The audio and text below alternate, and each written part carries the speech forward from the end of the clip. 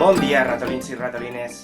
Bé, avui vos porte un clàssic que ens agrada moltíssim als xiquets i xiquetes. Els Tres Porquets. És un clàssic molt bonic que als papàs i les mames també ens agrada perquè parla de la constància i sobretot del treball ben fet. Aquesta és la versió que jo he elegit. És una versió il·lustrada per Cristina Duran. I anem allà. Hi havia una vegada 3 porquets rosats i feliços porquets que vivien amb els seus pares. Un dia, el pare porquet ens va dir que havien de construir-se cadascú la seva pròpia casa per a formar la seva família. Abans que se n'anaren, la mare porqueta els van donar un gran consell. Sempre heu d'aplicar-vos en tot el que feu.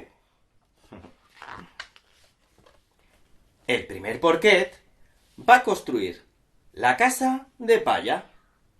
«Oh, que fàcil ha sigut! Ja tinc casa!» va dir el primer porquet.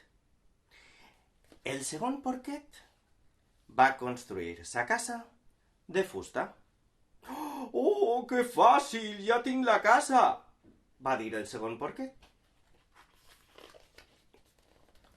El tercer porquet va recordar el consell de sa mare. «Sempre heu d'aplicar-vos en tot el que feu!» I va decidir construir sa casa amb rajoles i ciment.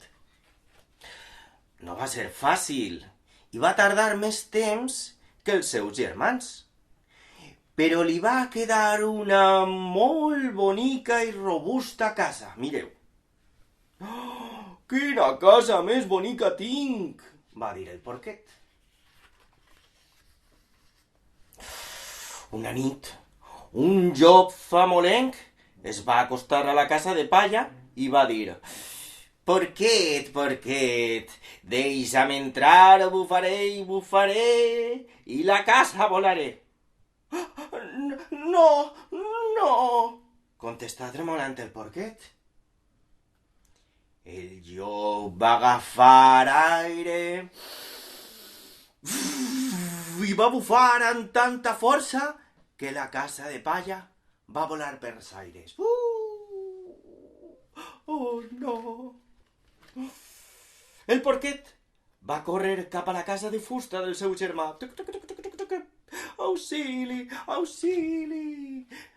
El llop va anar llavors a la casa de fusta i va dir: «Porquets, porquets, deixeu-me entrar o bufaré i la casa volaré». No, va contestar tremolant els porquets. El llop va agafar aire i va bufar amb tanta força que la casa de fusta va volar pels aires. Oh! Ràpidament, els dos porquets van córrer a refugiar-se a la casa de rajoles del seu germà.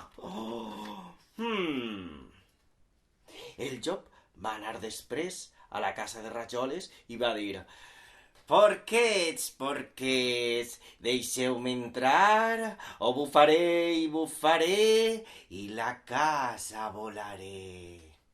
Els 3 porquets es van posar a tremolar de por. No, van contestar. El llop va agafar aire i va bufar amb totes les seues forces, però la casa no es va moure. Enfadat, el llop es va enfilar dins a la xemeneia. «Que famolenc estic! Vos menjaré!» va dir. I sabeu lo que va córrer? Els 3 porquets, en veure el llop enfilar-se per la teulada, van encendre un gran foc a la xemeneia. «Oh, que em creme!» va va cridar el llop. Au! Au, que em creme! Cridava el llop fugint de la casa dels tres porquets. L'endemà, els tres porquets van anar a casa dels seus pares i van contar el que havia ocorregut. I una altra vegada sa mare es va recordar el consell. Sempre heu de fer les coses el millor que pugueu. I conte contat, conte acabat. Bravo! Ja sabeu, sempre heu de fer les coses el millor que pugueu. Bona nit, cresol, que ja és de nit.